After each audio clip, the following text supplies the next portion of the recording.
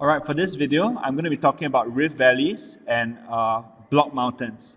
Okay, going back to the syllabus document, we see that there are three main kinds of plate boundaries we need to learn about, and associated with them, you see the different kinds of landforms we need to know. So starting from divergent, we need to know rift valley and block mountain. Going to convergent, we need to know about four mountains. And going to divergent and convergent, both of them, we need to know about volcanoes. All right, so these are the main pieces. There are others which are important, like oceanic trench and all that, but these are the main things. Okay, so let's zoom in on block mountain and rift valley. Well, first of all, you know that there are two different kinds of mountains. One is fold mountains. That one forms by compression. And then this block mountain is something that forms from divergence. Interesting, isn't it?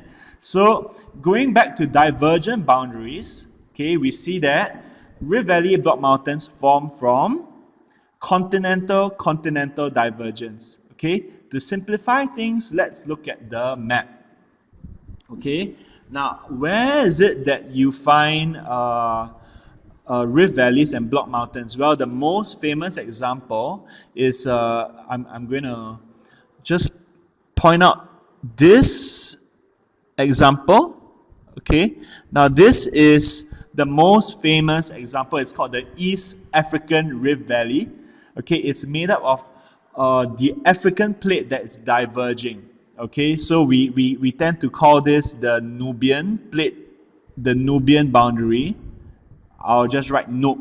Nubian comes from the word Nebuchadnezzar. You know, remember the story of this king called Nebuchadnezzar? Nebu means gold, so that's the Nubian boundary. Now this is the Somalian boundary right here. Comes from the word Somali, or gold and milk. You know, so these are people who used to be agriculturalists, gold and milk. So the Nubian boundary and the Somalian boundary are splitting up. How are they splitting up? Okay, so basically the continental plate is diverging. Okay, and then what happens next is that fractures or faults are formed in the crust. You notice the shape of the fractures; they are kind of like V-shaped. Oops, I think something went wrong there. So they are kind of like V-shaped fractures. Okay, and then as the crust continues to stretch, the tensional forces result in the two sides being pulled apart and the middle block sinking.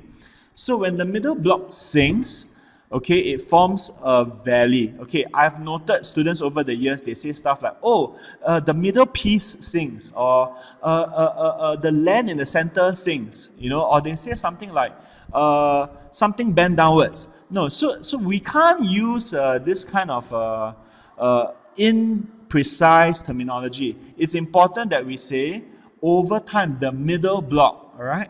Use the textbook terminology. So over time, the middle section, the middle block sinks down to form a linear depression. Why is it called a linear depression? It's simple, because if you were to draw a 3D diagram, okay, sorry, I need to practice more. Okay, let me go back to my review, start inking. All right, so if you drew a 3D diagram, okay, it would look like a linear depression.